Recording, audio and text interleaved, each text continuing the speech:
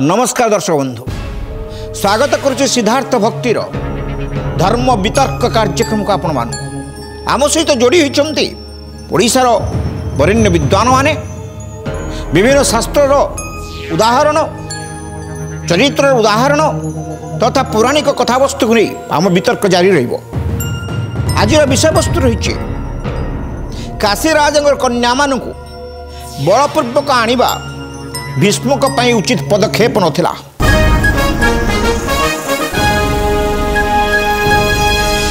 सपक्ष कहवाई रही श्रीयुत विरंची नारायण त्रिपाठी, श्रीयुत श्रीनिवास आचार्य, विपक्ष कहवाई आम सहित जोड़ी इंजीनियर सुभाष चंद्र कर एवं श्रीयुत प्रमोद कुमार नायक। जेतेबेले व्यासंकर नियोग पद्धति बा क्षेत्र संतान जन्म होइछन्ति चित्रबीर्ज एवं विचित्रबीर्ज। चित्रबीर्ज प्रथम मरी जाइछन्ति, विचित्रबीर्ज अच्छन्ति। विचित्रबीर्ज किंतु नपुंसक। एपटरे अंबा कही शाल्यक बह करने प्रेम प्रतिश्रुति देते किंतु भीष्म या न जानी तीन जन कन्या को नहीं आसते। व्यासंक नियोग पद्धति प्रथम संतान जन्म हो अंबिका अंबिका मरी जाइछन्ति। धृतराष्ट्र जन्म ही सारी अंबिका गर्भरु। एपटरे पंडु जन्म होती अंबालिका गर्भरु। अंबालिका प्रयाग निजक शरीर को त्याग कहीं ना देढ़सुर सहित जो क्षेत्र संतान जात है तार परिणत स्वरूप जीवदान देवाक पड़ी। राणी सत्यवती चाहिए कईपरी भाव विचित्र बीर्ज को बह कराइबे। ए समय खबर आसी काशी नरपति निज झील तीन जन स्वयंवर सभा कर भीष्म जाइछन्ति। आर्यावर्तर समस्त राजा मान को भीष्मकर शौर्य परास्त कर तीन कन्या को नहीं आसीछन्ति। एपटे शाल्यों को विवाह करने प्रतिश्रुतिबद्ध अंबा एक सत्यवती की कहवा फल सत्यवती शाल्यों पाखक अंबा को पठेइछन्ति किंतु शाल्य ग्रहण करना। वितर्क एक सुंदर वितर्क। भीष्म काशीराज कन्या मान को आनिबा उचित पदक्षेप नथिला। ए संपर्क आम विद्वान मान निजर मत उपोषण करेंगे। प्रथम श्रीयुत विरंची नारायण त्रिपाठी। महाभारतीय पृष्ठभूमि रे एक अनन्य चरित्र भीष्म चरित्र। से एकाधार सन्थ, प्रचंड शक्तिशाली, राजनीति विशारद, सत्यनिष्ठ एवं कृष्णंकर परम भक्त। अतएव एभली व्यक्ति को पाई जो बलपूर्वक अपहरण करिवार कथा काशीराजंकर नंदिनी मानंको एहा एक प्रकार आक्षेप बोली मोर पाखरे थिबा विचार को है। किंतु परवर्ती पर्याय भीष्म केवल ये जो पदक्षेप नहीं ताहा एक समयोपयोगी पदक्षेप मात्र। सुध नायक हस्तिनापुर रक्षक साजी भीष्म तांको जीवन दशा भितर जिते गुड़िए कर्म करिसंती से समस्त कार्यकलाप को अवलोकन कले आमे अनुभव करूँ ये काशीराजा मानकर तनया मान को आनिबा भीष्म पक्षे उचित नथिला। एभली कार्य मु सहजरे ग्रहण करि पारुनी बा स्वाभाविक भाव में शास्त्र यार सपक्षवाद नाहांती। भीष्म द्रोण तटा जयद्रथ जला गंधार नीलोत्पला शल्यग्राहवती कृपेण वहनी करणेन बेलाकुलाम। आजिर जो सुंदर विषय वस्तु रही पितामह भीष्म जहाँ बलपूर्वक काशीराजंकर कन्या मान को आनिबा हस्तिनापुर को। जो पितामह भीष्म होचंदी धर्मर प्रतीक, जी कृष्ण पाद पद्मरे सदा सर्वदा शरणागति। तेणु तांको पाखरे ये जो बलपूर्वक आनिबा अन्याय केबे नुहे, से केबे हेले अन्याय करि पारंतिनी। तांको जीवन रे अन्याय शब्द लागी नाही। श्रुत कर जितेबाला पितामह भीष्म कथा जो आम आलोचना करुचु आम जानुचु भीष्म जो चरित्र सूर्य ठारू आहुरी दीप्तिमान, चंद्र ठारू आहुरी शीतल, बहुत विशाल, बहुत विस्तीर्ण। तांको वाक्य कथारे प्रकाश करी हब नाही। किंतु पाद तले अंधार, दीप तले अंधार, ठीक से ही भली तत्व को जदि नहीं आलोचना करा जाए ताहले जो काशीराज कुमारी अंबा अंबिका अंबालिका को नहीं आसवा निश्चित भाव में चरित्र एक कला दाग ए सन्देहर अवकाश नहीं। जदि अंबा अंबिका अंबालिका बलपूर्वक आनिबा भीष्मक पई उचित पदक्षेप नथिला भीष्मक परि स्थितप्रज्ञ व्यक्ति एक कथा कले कहीं श्रुत पाठ गंगा पापम शशितापम दैन्यम कल्पतरोस्तथा पापम तापम च दैन्यम च भ्रांति संथ महोदया। गंगा जे भली पाप को शशि जे भली ताप को एवं दीनता को जे भली कल्पतरु विनाश करी थांती सेमती हस्तिनापुरर पाप ताप आउ दीनता को नष्ट करवा दिगरे जी सतत प्रयासी से आउ अन्य केही नुहंती से होचंती पितामह भीष्म। भीष्म केबे हेले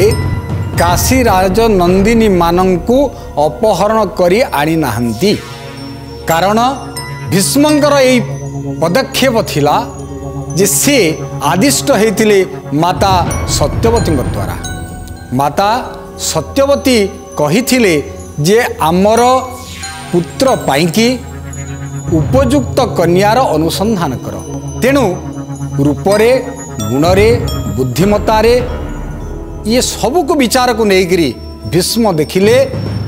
काशीराजंकर जो कन्या अछंती अंबा अंबिका एवं अंबालिका एमाने ही ये कूल पाइकी उपयुक्त अटंती। अतएव सत्यवती जेतबले निर्देश देले भीष्म को आज्ञा गुरुणा सविचारणीया गुरुंकर आज्ञा को अविचार भावरे बा विचार नकरी ग्रहण करा उचित भीष्म ताहाई पालन करिसंती। अतएव बलपूर्वक से काशीराज नंदिनी को घेनी आसी नाहंती यह तांको उपरे तांको चरित्र उपरे एक आक्षेप मात्र। जेतेबेले भीष्मंकर कथा उठे कौनसी ना कौनसी समय रे भीष्म आदिष्ट हुई माँ द्वारा हो बा हस्तिनापुर प्रति प्रतिबद्धता हो भीष्म कार्य कर से कथा को विचार करवा भीष्म से जीवार आवश्यकता नाला मन हुए कहीं ना सेठी थिला राजा मान को डका जाइथिला युद्धर कौशल परस्पर को परास्त करी जी श्रेष्ठत्व लाभ करिवे ताको कन्या को प्रदान करा भीष्म विवाह करिवे नाही। विचित्र बीर्य एपटरे नपुंसक से समय एक कथा जानी मध्य मां सत्यवती आज्ञा देले बिना प्रतिवाद भीष्म जीवा भीष्म परि व्यक्ति भाव कौन प्रযোज्य थिला सुतकर मो शपथ करिछि प्रतिज्ञाबद्ध मोर धर्म होछि राजगादी को सम्मान देवा एवं ताको रक्षा करिबा ता माने नुहे जे जने नपुंसक पई मो प्रति 3 जन सुंदरी राजकन्या को उठाई आनिबी जड़े दुर्बल चरित्र पंडुंग मु जाई उत्तरदायी हेबी जड़े अंध पाई मु जाई राजु रक्षा करने मुझे जहाँ नहीं ताहा ग्रहण करेनेबी ये सब जिनस कौन वीर पक्षर शोभा पाए ना। भीष्म वीर अद्वितीय वीर ए सन्देह सामान्यतम अवकाश नहीं किंतु हूँ यही जिनस जे प्रकृत में मुझे जहाँ करुच्ची ताहा जाणिक करुच्ची ना परिवेश आसिक पहुँचुची बजार तो सिंदूर अनेक अच्छी से सिंदूर नहीं मुझे जबरदस्ती आता मुंडे मारिदेवी किंतु मो पाई नुहे गोटे दुर्बल जहाँ जे ठिया हबार शक्ति ना जबरदस्ती राजा करी एवं तार सिंहासन को मुझे जगिबी बोलिक कथा देइछि वादा किया है तो निभाना पड़ेगा यार जुक्ति कौन मु बुझी पारुनी अंतत 21 शताब्दी ठिया समय प्रश्न पचारुची जे यही काल समय जुग चक्र यही सुरवीर मान जन्म हुंती किंतु गोटे समय सुरवीर जन्म होता सामान्यतम मुझे दूरे देवा एड़े देवा चाहूनी भीष्म होती सुरवीर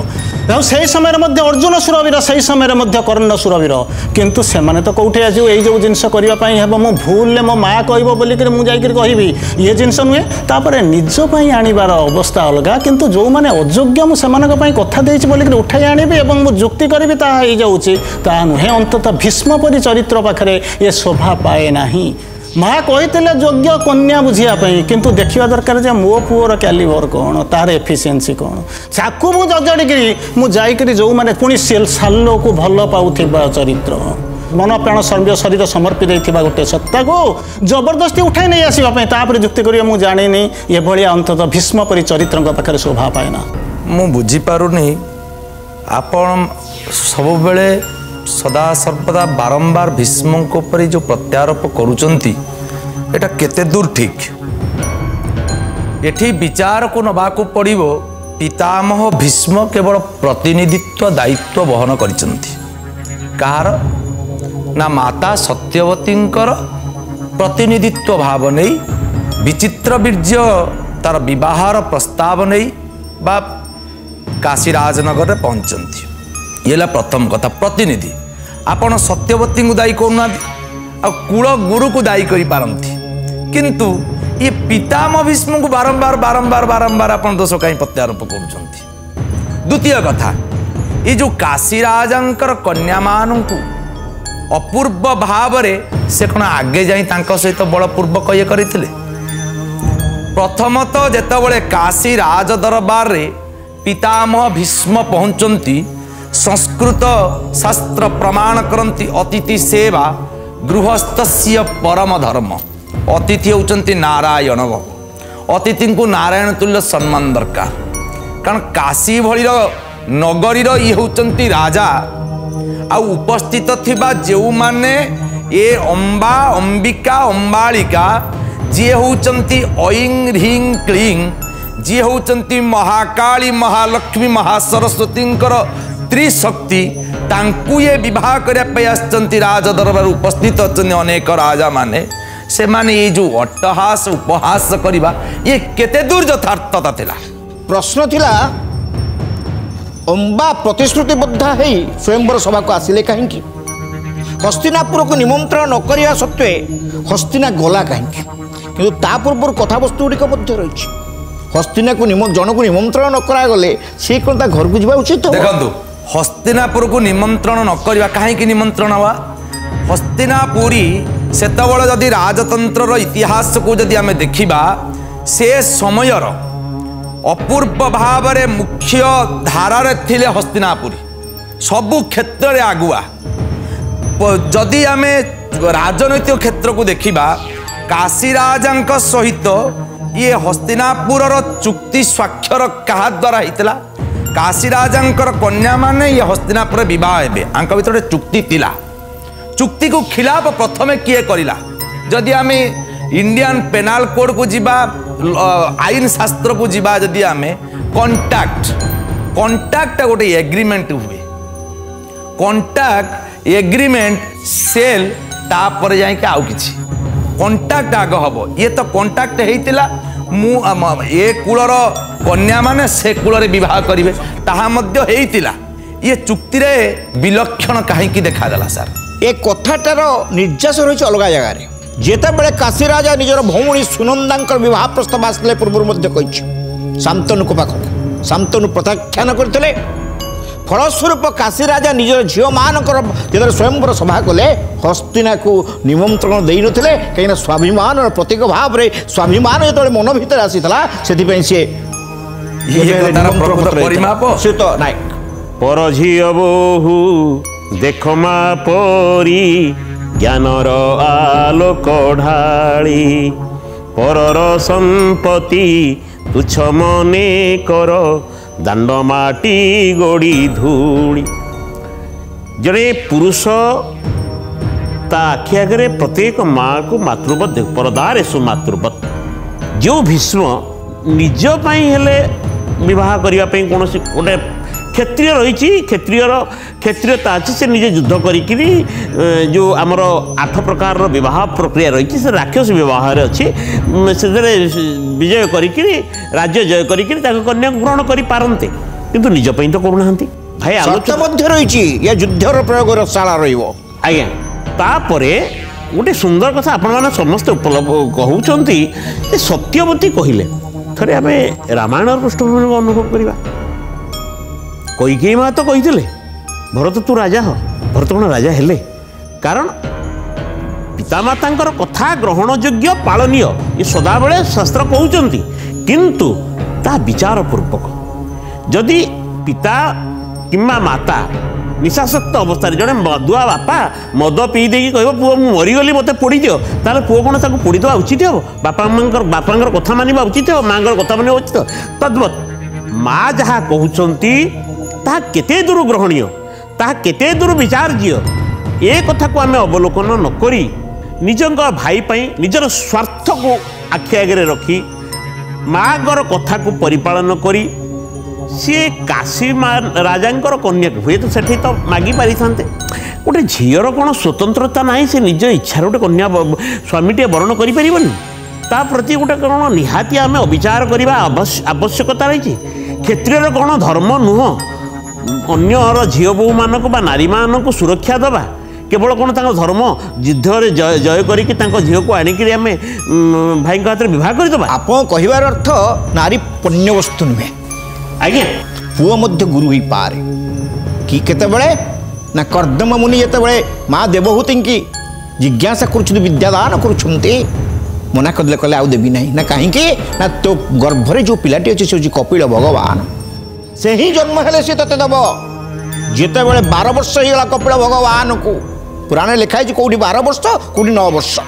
କପିଳ ଭଗବାନ ବାପାଙ୍କ ଆସନରେ ବସିବା ପାଇଁ ମା ଦେବହୂତି କହିଲେ ଏବଂ ଜ୍ଞାନ ଆହରଣ କଲେ। ଏଠି ସେ ପ୍ରଶ୍ନ ଉଠୁଛି, ଭୀଷ୍ମ ଯେତେବେଳେ ନିମନ୍ତ୍ରଣ ପାଇନାହାନ୍ତି, ହସ୍ତିନାପୁର ସେତେବେଳେ ଚାଲୁଥିଲା ରାଣୀ ସତ୍ୟବତୀଙ୍କ ଆଜ୍ଞାରେ, ଭୀଷ୍ମ ହେଉଛନ୍ତି ରକ୍ଷକ, ରାଜ୍ୟର ମର୍ଯ୍ୟାଦା ରକ୍ଷା କରିବା ହେଉଛି ଭୀଷ୍ମଙ୍କର କର୍ତ୍ତବ୍ୟ। ଯେଉଁଠି ନିମନ୍ତ୍ରଣ ହୋଇନାହିଁ, ଯେଉଁଠି ସତ୍ୟ ରହିଛି, ଯେଉଁଠି ସତ୍ୟ ରହିଛି, ଯୁଦ୍ଧରେ ଯିଏ ବିଜୟ ଲାଭ କରିବ ସେ ପାଇବ ନିଜ ପାଇଁ ଯିଏ ଯାଇଥିବ। ଇଏ ନିଜ ପାଇଁ ଯାଇନାହାନ୍ତି, ନିମନ୍ତ୍ରଣ ହେଇନି, ଏହା କେତେ ଦୂର ଯଥାର୍ଥ ବୋଲି ଗ୍ରହଣ କରିବା ସେ ପାଠ। ତ ଯୁଗେ ଯୁଗେ ଧର୍ମର ବିଭିନ୍ନ ସଂଜ୍ଞା ରହିଛି, ଧର୍ମର ବିଭିନ୍ନ ନିୟମ ମଧ୍ୟ ରହିଛି ଏବଂ ଏଥିସହିତ ଗୋଟେ ଆପତକାଳୀନ ଧର୍ମର କଥା କୁହାଯାଉଛି। ଯେତେବେଳେ ବଂଶନାଶ ସମୟ ଉପସ୍ଥିତ ହେବ, ଯେଭଳି ବିଚିତ୍ର ବୀର୍ଯ୍ୟଙ୍କ ପତ୍ନୀଙ୍କ ଗର୍ଭରେ ନିୟୋଗ ବିଧି ଦ୍ୱାରା ବ୍ୟାସଙ୍କ ମାଧ୍ୟମରେ ସନ୍ତାନ ଉତ୍ପାଦନ କରାଗଲା, ଏହା ଏକ ନିୟୋଗ ବିଧି। ତ ଏ କ୍ଷେତ୍ରରେ ୟାକୁ ଅନୁକରଣୀୟ ଅନୁସରଣୀୟ ମଧ୍ୟ। ତ ଏ କ୍ଷତ୍ରିୟ ବିବାହର ସଂଜ୍ଞା ହେଉଛି କ'ଣ? ଯେହେତୁ ବିବାହ ବା ସ୍ୱୟଂବର ଏକ ମିଳନ ଯଜ୍ଞ, ଅନାହୁତ ଧରଂ ଗଚ୍ଛେତ୍। ଯଦି ଆପଣଙ୍କୁ ଡକାଯାଇ ନାହିଁ, ତାହେଲେ ଆପଣଙ୍କୁ ଯଦି ନିମନ୍ତ୍ରଣ କରାଯାଇ ନାହିଁ, ତାହେଲେ ମଧ୍ୟ ଆପଣ ଯଜ୍ଞକୁ ଯାଇପାରିବେ। ଯେହେତୁ ପ୍ରଚଣ୍ଡ ଶକ୍ତିଶାଳୀ ଥିଲେ ଭୀଷ୍ମ, ତାଙ୍କୁ ଯାହା ରଞ୍ଜନ ଭାଇ କହୁଥିଲେ କେଉଁ କାରଣରୁ ତାଙ୍କୁ ଡକାଯାଇ ନାହିଁ, ତଥାପି ସେ ନିୟମ ଯେହେତୁ ଥିଲା ଅନାହୁତ ଧରଂ ଗଚ୍ଛେତ୍, ସେଇ ନିୟମ ଅନୁସାରେ ଭୀଷ୍ମ ସେଠିକି ଗଲେ ଏବଂ କାଶୀରାଜଙ୍କ ଉପସ୍ଥିତିରେ ଯାହା କହୁଥିଲେ ଶ୍ରୀନିବାସ ଭାଇ, ଗୋଟେ ଚୁକ୍ତି ହେଉଛି ଥିଲା, ସେ ଚୁକ୍ତିର କଥା କାଶୀରାଜଙ୍କୁ ସ୍ମରଣ କରାଇଦେଲେ। ତାପରେ କହିଲେ, ମୁଁ ବର୍ତ୍ତମାନ ମୋ ସହିତ କେଉଁମାନେ ଯୁଦ୍ଧ କରିବା ପାଇଁକି ଇଚ୍ଛା କରୁଛ? ଏ ସ୍ୱଭାବକୁ ଗୋଟେ ଚୁନୌତି ଦେଲେ, ଗୋଟେ ଚ୍ୟାଲେଞ୍ଜ ଦେଲେ, କେହି ଆସିଲେ ନାହିଁ। କାହିଁକି ନା ସ୍ୱୟଂବର ସଭାର ସର୍ତ୍ତ ଥିଲା, ତାହା ସ୍ୱୟଂବର ସଭାର ସର୍ତ୍ତ ଥିଲା। ତାହେଲେ ଭୀଷ୍ମ ସେଠିକି ଦେଲେ, କହିଲେ ମୋ ସହିତ ଯୁଦ୍ଧ କରିବା ପାଇଁକି କିଏ ଆସୁଛନ୍ତି, ଆସୁଛି ଆସନ୍ତୁ, କେହି ଆସିଲେ ନାହିଁ। କିନ୍ତୁ ଏକମାତ୍ର ସାଲ୍ୱ ଯଦି କେହି ନ ଆସିଲେ, ତାହେଲେ କନ୍ୟାମାନଙ୍କୁ ଧରିକିରି ସେ ଆସିଲେ। ସେଇ ମହାଭାରତରେ ପ୍ରମାଣ ଦିଅନ୍ତି, ସେଇ ଯେଉଁ କନ୍ୟାମାନଙ୍କୁ ସେ ଧରିକିରି ଆସିଛନ୍ତି, କାହାକୁ ଭଉଣୀର ସମ୍ମାନ, କାହାକୁ ଝିଅର ସମ୍ମାନ, ଏଇଭଳି ସମ୍ମାନ ଦେଇକିରି ରଥରେ ବସେଇଛନ୍ତି। ଯେତେବେଳେ ସାଲ୍ୱ ପଶ୍ଚାତ ତାଙ୍କର ଧାବନ କରୁଛନ୍ତି, ସେ ସେଠି ରଖିକିରି ତାଙ୍କ ସହିତ ଯୁଦ୍ଧ କରିଛନ୍ତି, ତାଙ୍କୁ ଜୀବନଦାନ ଦେଇଛନ୍ତି। ପରବର୍ତ୍ତୀ ପର୍ଯ୍ୟାୟରେ ସେଇ କ୍ଷତ୍ରିୟ ବିବାହ ପଦ୍ଧତି ଅନୁସାରେ ହସ୍ତିନାପୁରକୁ ନେଇଛନ୍ତି। ଅତଏବ ଏଥିରେ ଯେଉଁ ବଳପୂର୍ବକ ଅପହରଣ କରିବାର ଆକ୍ଷେପ ଭୀଷ୍ମଙ୍କ ଚରିତ୍ର ଉପରେ ଲାଗୁଛି, ମୋ ପାଖରେ ଥିବା ବିଚାରଧାରା ଅନୁସାରେ ଏହା ଅଳିକ ମାତ୍ର, ଏହାର ପ୍ରାମାଣିକତା ସେମିତି କିଛି ନାହିଁ। ମହାଭାରତର ସାରଳା ମହାଭାରତଙ୍କ ତତ୍ତ୍ୱ ଅନୁସାରେ ସେଠି ସେ କହୁଛନ୍ତି ସାଲ୍ଭି ନରେଶ ମଧ୍ୟ ବିରୋଧ କରିଛନ୍ତି। କାହିଁକି ନା ଯିଏ ବିଜୟ ଲାଭ କରିବ ସେ କନ୍ୟାକୁ ବିବାହ କରିବ। ଭୀଷ୍ମ ନିଜେ ବିବାହ ହେବାର ପାଇଁ ଯାଇନାହାନ୍ତି। ଏପଟରେ ଜାଣୁଛନ୍ତି ବିଚିତ୍ର ବିଜୟ ନପୁଂସକ, ମାତା ଆଜ୍ଞା ଜାଣିକି ଜଣେ 2-3ଟି କନ୍ୟାର ଜୀବନକୁ ଜଣେ ନପୁଂସକଙ୍କ ହାତରେ ବାନ୍ଧିଦେବା କେତେ ଦୂର ଯଥାର୍ଥ? ଛୁଟ କର। ପ୍ରଶ୍ନ ଆସୁଛି ବର୍ତ୍ତମାନ ଆମେ ଉପଯୁକ୍ତ କି ଅନୁପଯୁକ୍ତ ବୋଲି ଭାବୁଛୁ। ପ୍ରଥମତଃ ଆପଣଙ୍କୁ ନିମନ୍ତ୍ରଣ ହେଇନାହିଁ, ପ୍ରଥମ କଥା। ଆପଣ ଯିବେ କ୍ଷତ୍ରିୟ ଧର୍ମ ଅନୁସାରେ ଆପଣ ଗଲେ, ନିଜ ପାଇଁ ବିବାହ କଲେ ନାହିଁ, ଗଲା। ଅମ୍ବାଙ୍କର ବର୍ତ୍ତମାନ ପାଖରେ କିଛି ଅପସନ୍ ନାହିଁ, କାରଣ ସେ ଯେତେବେଳେ ଯାଇକରି ପହଞ୍ଚିଛନ୍ତି ସତ୍ୟବତୀ ପାଖକୁ ପହଞ୍ଚେଇ ଫେରାଇ ଦେଲା ପରେ ଯେତେବେଳେ ସାଲ୍ୱ ଫେରାଇ ଦେଲେ, ସାଲ୍ୱଙ୍କ ସହିତ ଅମ୍ବା ଯୁକ୍ତି ମଧ୍ୟ କରୁଛନ୍ତି। मोर तुम्हें राज्य सीना हरैछ किंतु मो बरणमाला को तो हरैन ना मु तुमको ग्रहण करने को चाहे ना हारी जाइए जे आउ किसी कर ना तुम फेरी जाओ कौटे के फेर विचित्र बीर्ज पाक नुहे से भीष्म पाक जाकर पहुँचब ताहा संभावना नाला परवर्ती अवस्था कहले कौन साधु मान कहते मुझे तपस्या करी कठिन तपस्या करी से कहते रास्ता भल नुहे निजर अजा तपस्या कले भीष्म को तुम प्रतिज्ञा ओहरई पारबनी ता परवर्ती अवस्था जो आसिक पहुंची निजर अजा आसिक कहते संभावना नहीं केवल गोटे जिन संभावना तांकर गुरु जे परशुराम पाखु जाओ परशुराम शुणी सारा कहते तू जा जाकर कौन करू ना लड़े बुझे भीष्म बुझुना कारण एकमात्र कथा भीष्म पाखे गोटे मात्र जुक्ति मुझे रिप्रेजेंटेटिव मु नुहे राजा नुहे बह करने जाइनी रिप्रेजेंटेटिव बोल जाइली जहाँपाई तो जाइलु सी तो भिन्न बीर्ज सी तो किसी नपुंसक से करना किंतु ये कहते मुझे गोटिक पटरे प्रेम को हरैली द्वितीय पटरे तुमको हरैली तेणु कौन करने को पड़ो ना मत गोटे परशुराम को पाक जाऊँच परशुराम जो बुझे न पार्टी पाखे गोटे जिन अच्छी अस्त्र आउ सेठी भूल करुँच परशुराम संग्राम करुँच कौटी ना पाद पाखे चली चलिक जो संग्राम करुँच सहित गुरु शिष्य लड़ाई होउची जो देवास्त्र प्रयोग करुँच जानते सी आउ गोटे प्रकार भूल गुरु तेणु तापर आउ जो उपाय ना से जाई प्रार्थना करुँच कौटी ना एकमात्र उपाय हूँ शिव को पाखु जाकर बसिक तपस्या करवा जितेबाला भीष्म प्रत्याख्यान कले एवं परशुराम को द्वारा युद्ध हुई परशुराम परास्त हेले अंबांकर बाट किछि नहीं गले कहा पाखक गले ब्रह्मा पाखक कहले ब्रह्मा को जाई हे ब्रह्मदेव तपस्या कले ब्रह्मा पक्षे ब्रह्मा आसिले कहले मते एपरी एक शक्ति दियंतु जे भीष्म को जी परास्त कर पारिबो ब्रह्मा कहले एपरी किसी शक्ति नाही तते गोटे माला दउछि ए माला को जी जहाँ बेकरे पिंधा जीवो जी पिंधिब से ही भीष्मर मृत्युर कारण हम से माला को लेकिन आसी किए अंबा समग्र आर्यावर्त बोली कहीं भीष्म विरुद्ध जावाई इच्छा प्रकट करना शेष द्रुपद राजद्वार ए मालाटा को टंगे दे पड़े अंबा शिव पाखक तपस्या करने शिव यही कथा कहते देखे जन्म तू भीष्म को हरई पारिबु नाही संसार में वर्तमान भीष्म को हरैया शक्ति नाही फलस्वरूप अंबा शरीर को त्याग करने को चाहते त्याग त्याग कलापर कन्या भाव द्रुपदंकर जन्म ग्रहण कर द्रुपद पाखे जन्म ग्रहण कलापर जिते वयोवृद्धि घटी जो राजद्वार को आस देखी माला जिते राजद्वार देखी मालाटा को बेकरे पकई द्रुपद शंकित होती परवर्ती पर्यायर तपस्या करी अंबा शिखंडी रूप में प्रतिभात होती तार पछरे आउ गोटे टिके इंटरफियर करने को चाहूँगी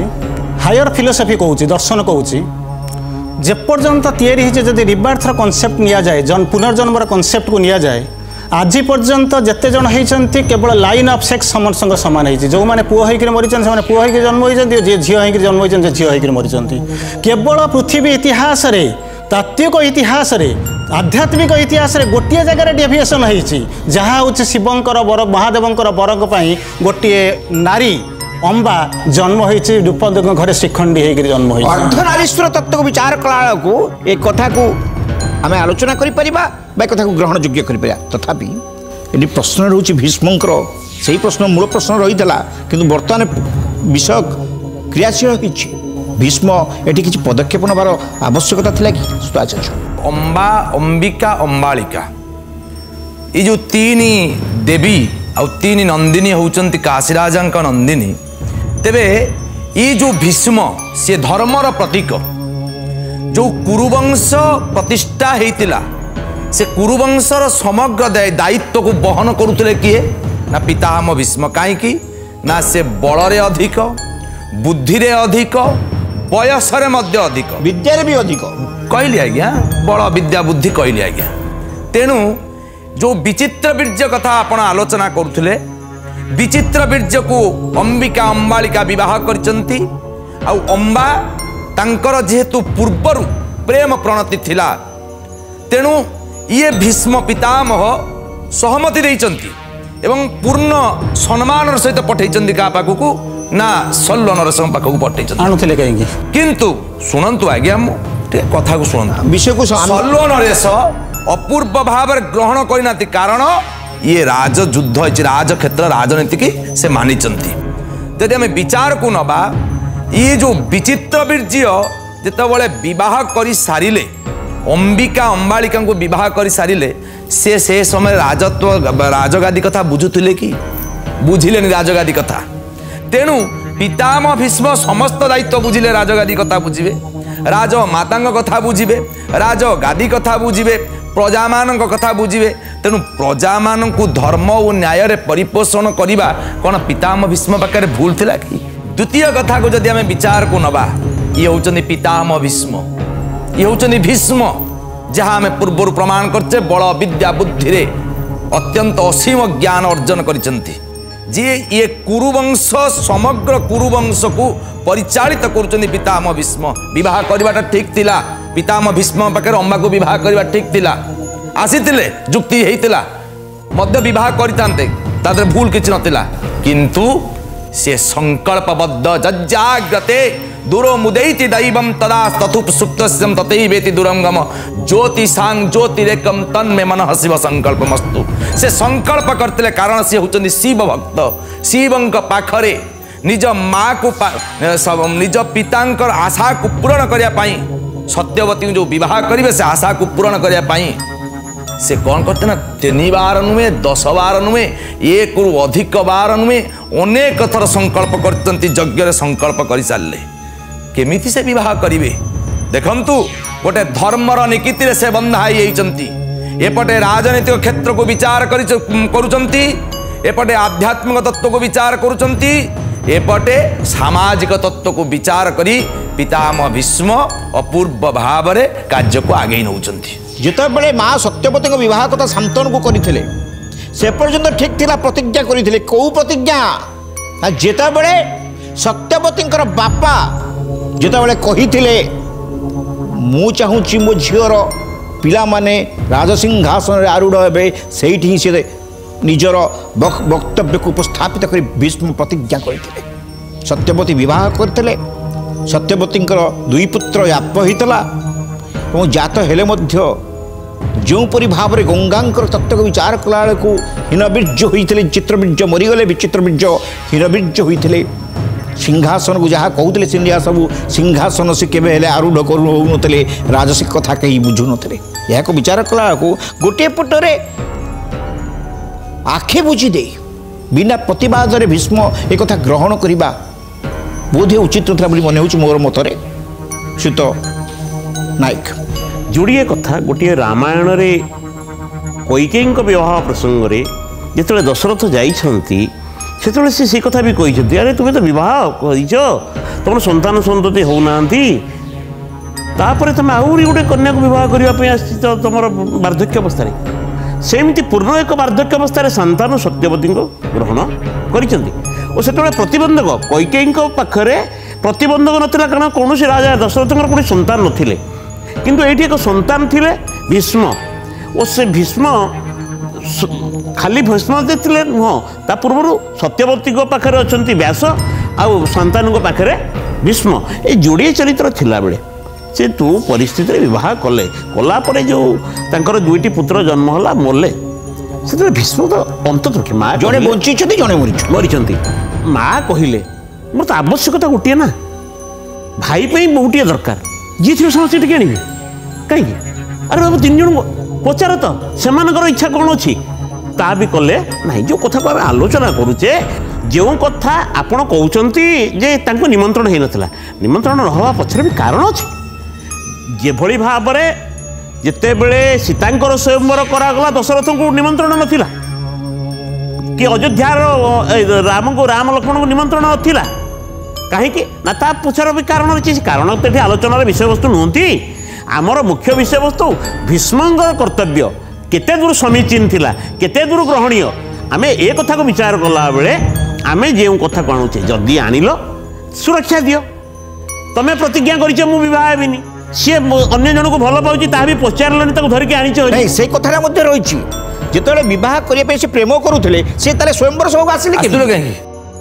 आज्ञा सी जिते स्वयंवर सभा को आसिले से सालो भी आसी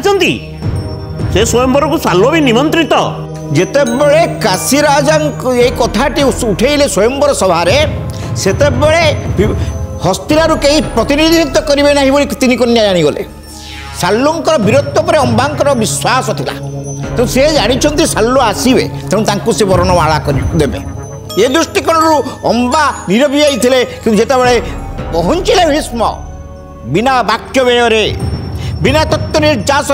कहा सहित किसी न कहीं निजर धन को टंकार कर कहले किए युद्ध करी मत जदि करार अच्छी कर ना मुझे तीन कन्या को नहीं जीवी कौन समीचीन गोटे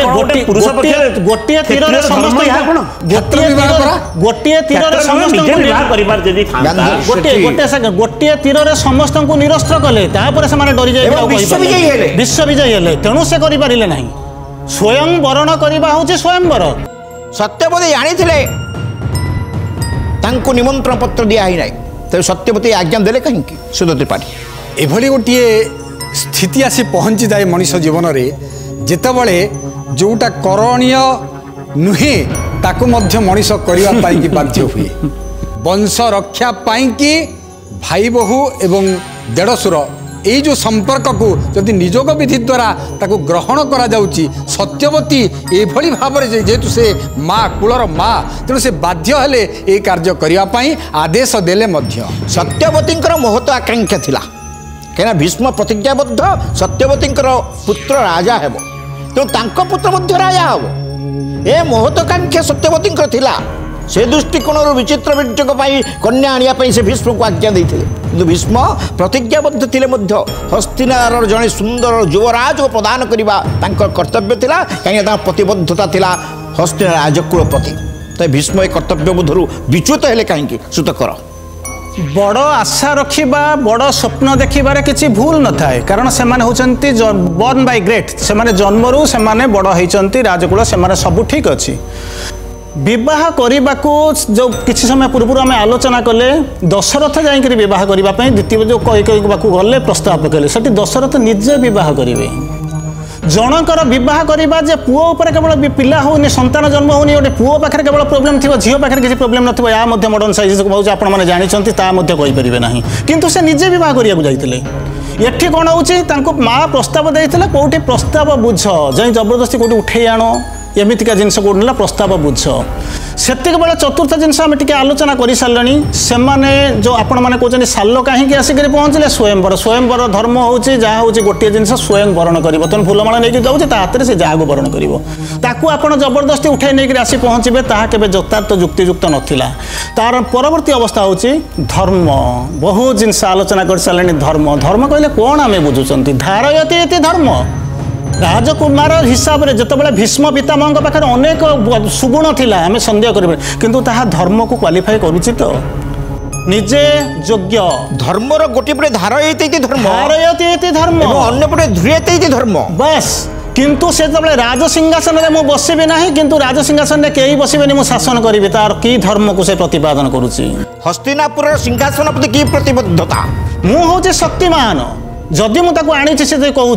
तो अंततः मु सीना बह करें संतान करें किंतु अंततः तो सहारा दे पारि था राजर धर्म हूँ पति जो मैंने अवहेलित सहारा कथाटे कहते ये गोटे प्रश्न भी आसीपे आपण बह करते संतान भी जन्म है आप प्रतिबद्धता अच्छे हस्तिना सिंहासन सत्यवती पिला राजा हे बोले प्रतिज्ञा कर पिला राजा ही नई पारि सहारा तो देते संतान हवा पर कथा गोटे जड़े आसिक पहुंचे अंततः बापी स्वामी काम हूँ सहारा दवा स्वामी तो protection marriages are done in heaven एठी किछि हुए नहीं एठी किछि कोठी हुए नहीं आमे जहाँ देखु एतरे किछि हुए नहीं जथा रावण से मंदोदरी कहते बाग रही था हाईकोर्ट को जाकर बर्तमान देखिए आपण मैंने तो वकिल बसी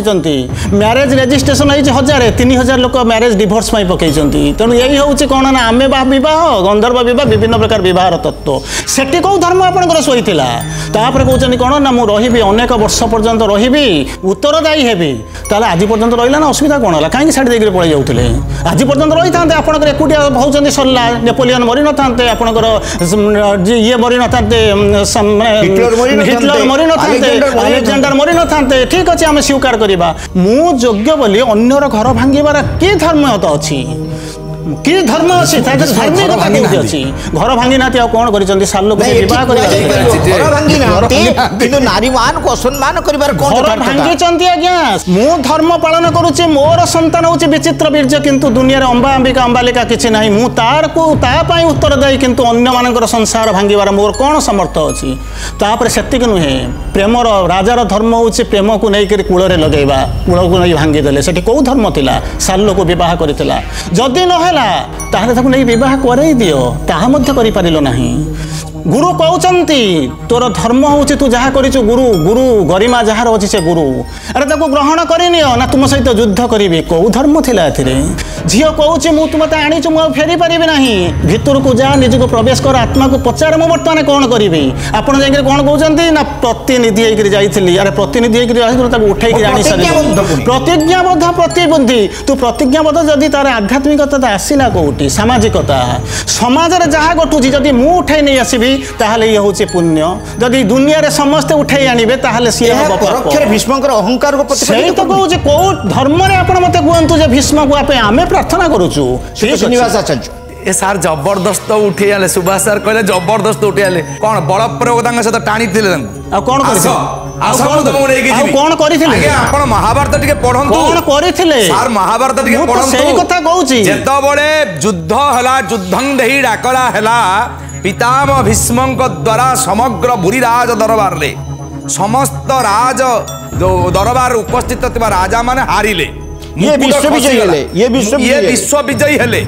ତ ତାପରେ ପୁନଶ୍ଚ କଣ କରୁଛନ୍ତି ନା ସ୍ୱୟଂ ତୁ କାଶୀ ରାଜାଙ୍କ ପାଖରେ ବିନମ୍ର ଭାବରେ ପ୍ରାର୍ଥନା କରୁଛନ୍ତି। କହିଲେ ଠିକ ଅଛି, ଇଏ ତ ହେଲା ବର୍ତ୍ତମାନ ଆପଣଙ୍କର ଯୋଉ ଚୁକ୍ତି ଥିଲା, ଏ ଚୁକ୍ତିରେ ମୁଁ ତ ବିଜୟୀ ହେଲି। ବିଜୟୀ ବା ମୁଁ ହଉଛି ରାଜ ପ୍ରତିନିଧି, ମୁଁ ବିଚିତ୍ର ବୀର୍ଯ୍ୟଙ୍କର ପ୍ରତିନିଧିତ୍ୱ ନେଇକି ଏଠିକି ଆସିଛି। ବର୍ତ୍ତମାନ କଥା ହେଲା ଏ ତିନି ଝିଅ ଅମ୍ବା ଅମ୍ବିକା ଅମ୍ବାଳିକା, ଆପଣ ଅନୁମତି ଦିଅନ୍ତୁ ମୋ ସହିତ ଯିବେ। ଆଉ ଇଏ ବଳପୂର୍ବକ ଉଠାଣି ଆଣିଲେ। ଯେତେବେଳେ ଗୋଟିଏ ଜିନିଷ ହଉଛି, ଯେତେବେଳେ ସେମାନେ ଅନୁମତି ଦିଅନ୍ତୁ, ପାଉଛନ୍ତି, ସ୍ୱୟଂ କରିବାକୁ ଆସିଛନ୍ତି। ଆପଣଙ୍କର ବଂଶ ରକ୍ଷା ପାଇଁ ଗୋଟିଏ ଝିଅର ଆବଶ୍ୟକତା ଅଛି। ଆପଣଙ୍କର ତ ବଂଶ ରକ୍ଷା ପାଇଁ ମା କହିଛନ୍ତି। 3 ଜଣ କାହିଁକି? ଆପଣ 3 ଜଣ କାଣିଆ କଣ କାମ ଥିଲା? ଯୋଉ ଚରିତ୍ର କହୁଛନ୍ତି ତାକୁ ବିଚାର କରନ୍ତୁ। ଆମେ କଣ କହୁଛୁ 3 ଜଣ? ଆମେ ତ କହୁନୁ 3 ଜଣ। ଭୀଷ୍ମ ଚରିତ୍ର ସେଭଳି ନୁହେଁ। ଦିଅନ୍ତୁ ନ ଦିଅନ୍ତୁ, ଆଜ୍ଞା କିଏ ସେ ଚରିତ୍ର? ମୁଁ ଦେଇପାରିବିନି, ଫେରେ ଦେଇଥାନ୍ତେ। ଶୁଣନ୍ତୁ ଆଜ୍ଞା, ଇଏ କେବେ ବି ପଚାରୁ ନାହାନ୍ତି ସେଠି। ଯଦି ପଚାରେ 3 ଜଣଙ୍କ ସାଙ୍ଗରେ ଗୋଟେ ଦାସୀକେ ବି ଉଠେଇକି ଗୋଟିଏ କଥା କୁହାଯାଇପାରେ, ସେ ତତ୍କାଳୀନ ସମୟର ପରିକ୍ରମଣ ଅନୁସାରେ ରାଜାମାନଙ୍କୁ ପରାସ୍ତ କରିକି ଆଣି ସାରିଲା ପରେ ଏ ନାରୀ 3 ଜଣ ହସ୍ତିନାର ହେଇଗଲେ। ସେ ଦୃଷ୍ଟିକୋଣ ଅନ୍ୟ ରାଜା ଫେରେଇ ଦେଲେ ମଧ୍ୟ ଅନ୍ୟ ରାଜା ମାନେ ଗ୍ରହଣ କରିପାରିବେ ନାହିଁ। এই কথা যদি তাঙ্ক ভিতরে থিলা যিয়ে জিতিলা প্রকৃতরে রাজধর্ম অনুসারে ক্ষত্রিয় ধর্ম অনুসারে আপনার বিভিন্ন প্রকার কনসেপ্ট বিভিন্ন সময় কাম করুছে, ঠিক আছে সে হয়ে গেলে হস্তিনাপুর হয়ে গেলে কিছু না হয়ে যাই সারা পরে তাকে নিয়ে আসলে মধ্য স্বীকার কলু। কিন্তু যদি সবুযাক হয়ে যাই সারিলা তাহলে মা যদি জাঁলে মোর 3 জন যাক ঝিও মো পাখু আসিকি পৌঁছবে, পুଣି তাকে ফেরাই দেওয়া মূଳରେ যদি কিছু যৌক্তিকতা নথিলা, যদি কিছু ভুল বলি সে স্বীকার করে পারু নথিলে ভাবি পারু নথিলে, বা যদি ধর্ম মাতৃধর্মকে সে নেই পালন করুথান্তে তাকে ফেরাই দেলে কাহিঁকি? ধর্ম বিতর্কের সময় সরি আসছে দর্শক বন্ধু। କାର୍ଯ୍ୟକ୍ରମ ସାରିବା ପୂର୍ବରୁ ଆମର ବକ୍ତାମାନଙ୍କର ବିଦ୍ୱାନମାନଙ୍କର ଗୋଟିଏ ଗୋଟିଏ ମତ ନେଇଯିବା, ତାପରେ କାର୍ଯ୍ୟକ୍ରମ ସାରିବା। ଶ୍ରୀଯୁକ୍ତ ତ୍ରିପାଠୀ। ଅମ୍ବା ଅମ୍ବିକା ଏବଂ ଅମ୍ବାଳିକା ଏ 3 ଜଣ ଥିଲେ ଦେବୀ ଶକ୍ତିର 3ଟି ପ୍ରତିନିଧି ଏବଂ ସେମାନଙ୍କର ସୃଷ୍ଟି କ'ଣ ପାଇଁ ହେଇଛି ସେ କଥା ଅମ୍ବା ଅମ୍ବିକା ଅମ୍ବାଳିକା କିମ୍ବା ଭୀଷ୍ମ ଆଉ ଅନ୍ୟ କାହାକୁ ହେଉଛି ଜଣା ନଥିଲା। ଅକାରଣେ ଜନ୍ମି ନାହିଁ ଜଗତରେ ଜଣେ କେହି। ଅତୀବ ଭୀଷ୍ମ ଏଠି ନିମିତ୍ତ ମାତ୍ର ହସ୍ତିନାପୁରକୁ ସୁରକ୍ଷା ଦେବା ଲାଗି ଏ ପଦକ୍ଷେପ ସେ ଉଠେଇଛନ୍ତି, କାରଣ ସେ ଥିଲେ ଅନାୟାସେନ ମରଣମ୍ ଅଦୈନ୍ୟେନ ଚ ଜୀବନମ୍ ଦେହାନ୍ତେ ତବ ସାନିଧ୍ୟମ ଦେହି ମେ ପରମେଶ୍ୱର। ଏଇ ଯେଉଁ ଦର୍ଶନ, ଏ ଦର୍ଶନର ଉପାସନାକାରୀ ଥିଲେ ଭୀଷ୍ମ। ଅତଏବ ଭୀଷ୍ମଙ୍କ ଚରିତ୍ର ଉପରେ ଯେଉଁ ଆକ୍ଷେପ ରହୁଛି ବଳପୂର୍ବକ ହରଣ କରିଥିଲେ ବୋଲିକିରି ତାହା ମୋ ପାଖରେ ଥିବା ବିଚାରଧାରା ଅନୁସାରେ ଠିକ୍ ନାହିଁ। ସୁତ ନାୟକ। କ୍ଷତ୍ରିୟ ଧର୍ମକୁ ପାଳନ କଲାବେଳେ କ୍ଷତ୍ରିୟର କେବଳ ଧର୍ମ ନୁହଁ, ରାଜ୍ୟ ଜୟ କରିବା ଓ ବିଜୟ କରିଦେବା ପରେ ସମସ୍ତ ଦ୍ରବ୍ୟ ତଥା ସେଠାରେ ଥିବା କନ୍ୟାମାନଙ୍କୁ ଧନରତ୍ନକୁ ଆଣିବା। ଏହା ବି ହେଇପାରେ କ୍ଷତ୍ରିୟର ଏକ ମୂଳ ଧର୍ମ ହେଇପାରେ ଏକ ପରାଜୟ ରାଜ୍ୟକୁ ସ୍ୱୀକୃତି ପ୍ରଦାନମୂଳକ ଭାବରେ ବା ସର୍ତ୍ତମୂଳକ ଭାବରେ ସୁରକ୍ଷା ପ୍ରଦାନ କରିବା। आमर जहाँ आवश्यकता अच्छे हूँ तो सन्धि प्रस्ताव एक प्रेममूलक वार्तालाप कर गोटे कन्या को ग्रहण कराए ए वंश को रक्षा कराई पारि था एभली एक कार्य हो पारि था किंतु बल अच्छी बोली जहाँ पाइबा ता करवा ये कथा को आम सहज ग्रहण कर आज्ञा पितामह भीष्म होउछन्ति धर्मर प्रतीक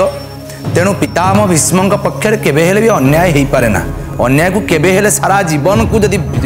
विचार करा सारा जीवन में पितामह भीष्म केबे हेले अन्याय को अनुसरण करना से सदा सर्वदा कृष्ण भक्ति समर्पित तेणु राजनीतिक क्षेत्र में जो विचार करा जायछि पितामह भीष्म द्वारा से केबे अपराध नुहे आउ आजिर जो विषय वस्तु से बलपूर्वक आनी ना सहमतिर सहित काशी राजा हस्तिनापुर को 3 को आनी कर एमती समय आसिक पहुँचे घरर सबुजाक समस्या जदि कोटी उठे ताहले घरर मुरबी जी तारी मुंडरे जाए निश्चित भाव में आम कहवा भीष्म परी चरित्र एपर्यंत पृथ्वी सृष्टि होनी सबुजाक हुए किंतु चंद्रपृष्ठ कलंक जना पड़े ना केत रहे दीप तल केत अंधार आम जानू ना किंतु आम न जानिले सत्य हूँ कौन तार दोष आमको मुंडेया पड़े तेणु जितेबाला आम आलोचना करने को आसीचु एवं आलोचना जो भाग नौ गोटे जिनस आम सत्य चिंता करवा सत्य भितर आम रहा सत्य को बास करवा भीष्म धार्मिकता भितर थे आध्यात्मिकता भितर नथिले तांकर मध्य भूल हम to err is human to forgive is divine मनीष मात्र ही भूल जितेबाला मानवीयता नहीं मानव लीला करुले अतएव विभूति होती भीष्म होती विभूति तांकर मध्य कौन जगार कौन भूल रहिबो तथापि से भूल धरिबा आमे तो योग्य हो न हो अंतत प्रणाम करवा आगु को यहीपरि महापुरुष माने महाप्रभु महामानव माने एमिति भूल न करंतु। सुंदर भाव में पर्यंत आलोचना जारी होता वितर्क जारी रही दर्शक बंधु आमर विद्वान माने आज विषय काशी राजकन्या मान को बलपूर्वक आनिबा भीष्म उचित पदक्षेप नथिला ए संपर्क में निज निजर युक्ति उपस्थापन कले भीष्म गोटे पटे धार्मिक अन्य पटे माँ आज्ञा को पालन कर देखिले भीष्म को दोष नहीं बोली आम कहीपर कि जेहेतु स्थिरचित्त थे भीष्म प्रतिज्ञाबद्ध थे विद्यावान थे बलवान थे से दृष्टिकोण मध्य विचार करने केते दूर यथार्थ ये प्रश्न आपण छाड़ी दर्शक बंधु आपण मैंने विचार करेंगे यह भीष्म यथार्थ थिला ना नहीं आपण मान सहित पुनर्बार देखा सिद्धार्थ भक्तिर धर्म वितर्क कार्यक्रम में आउ एक नूतन अध्याय को नहीं से पर्यंत रोचे नमस्कार।